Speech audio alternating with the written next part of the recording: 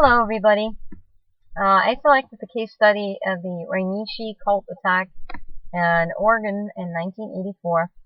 I selected this case study because it was the first major bioterrorism attack since 1945, and it was the first major terrorist attack prior to hazmat becoming mainstream, and also prior to ICS becoming established. It was also an incident that emphasized the need for interagency cooperation. Stage 1 of the disaster states that you are the director of state law enforcement agency. You're informed that an outbreak of salmonella in your state has sickened 30 people. The Centers for Disease Control, CDC, which by the way was established in 1945 and mainly dealt with mosquito control because of malaria. Anyhow, the CDC should be contacted immediately to investigate the outbreak. Until the cause has been determined, law enforcement could do very little other than contact the local health inspector and request that all businesses linked to the outbreak be investigated and closed temporarily. The numbers of food and health inspectors will need to be increased to investigate the restaurants linked to the outbreak thoroughly. Medical care resources need to be identified in case the outbreak becomes more epidemic. It is also vital that contact is maintained with other federal, state, and local departments to determine the root of the problem and whether this is also occurring elsewhere. Constant contact with the medical community is also important, as nobody knows where the next outbreak may occur and what resources may be needed. Stage 2 of the disaster states that the investigation has led you to believe that several restaurants in one city have been intentionally poisoned with salmonella. Later, that same month, you find out that another outbreak has occurred and approximately 1,000 people have been infected at 10 different restaurants.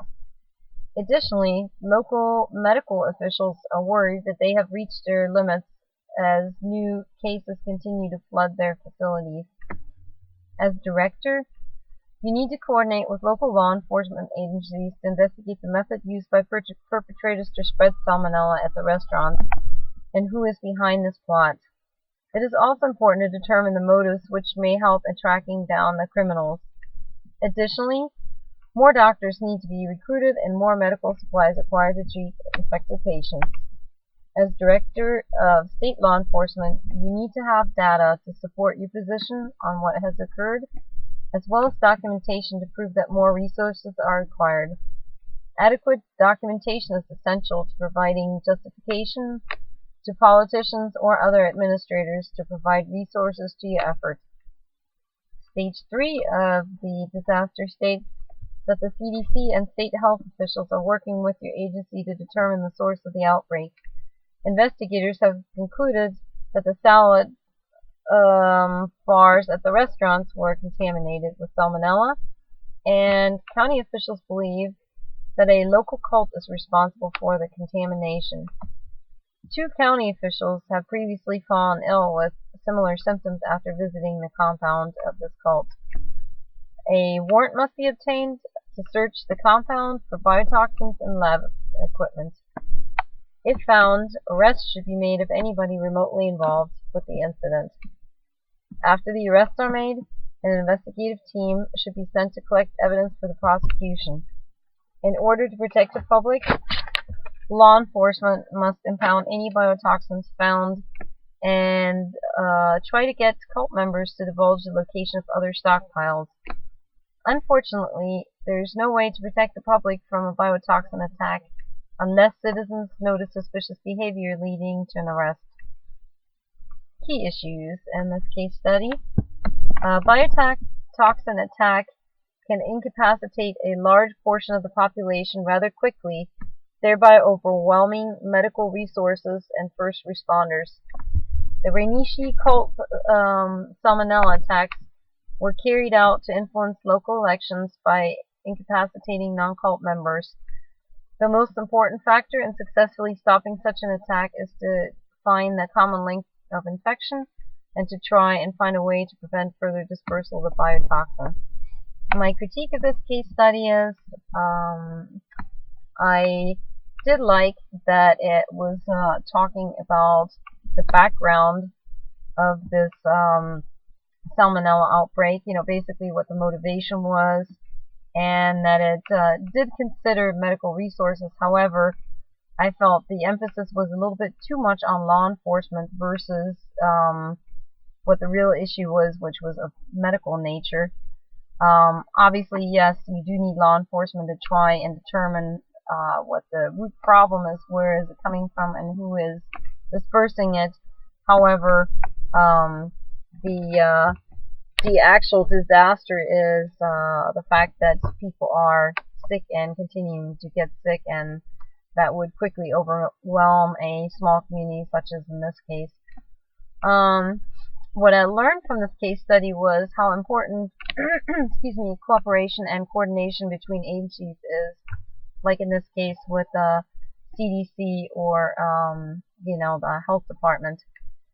Especially when it comes to incidents such as acts of terrorism. It is very important that agencies coordinate and cooperate closely.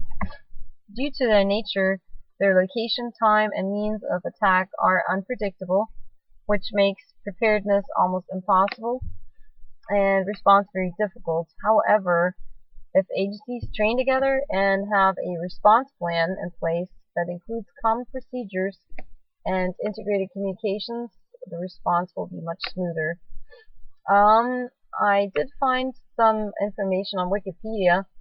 I additionally also learned that the investigation took place about 1 year after the attack, and it revealed that the lab at the Rhenish compound was a bacteriological freezer dryer for large-scale production of microbes, according to Dr. Michael Skeels from the Oregon State Public Health Department.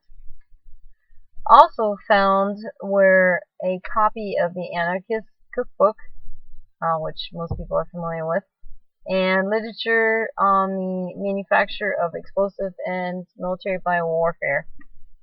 The investigation also revealed that there was prior experimentation with poisons, chemicals, and bacteria. In the online version of Time, I found some more information, and that was kind of interesting. It was interesting and scary how low-tech bioterrorism can be. The Time article mentions that in 1995, Bill Patrick, former chief of the Army's Bioweapons Development Program, described how terrorists using blenders, cheesecloth, garden sprayers, and starter bugs, as you refer to it, which were mail-ordered from a U.S. germ bank, could spray enough deadly bacteria in the air intakes of the World Trade Center to infect 25,000 people. Yeah, I think that's pretty impressive. Well, either way, I also added on the bottom some links to the 2 articles that I mentioned, and also one link to a YouTube video that talks about the bioterrorism attack there in Oregon in 1984.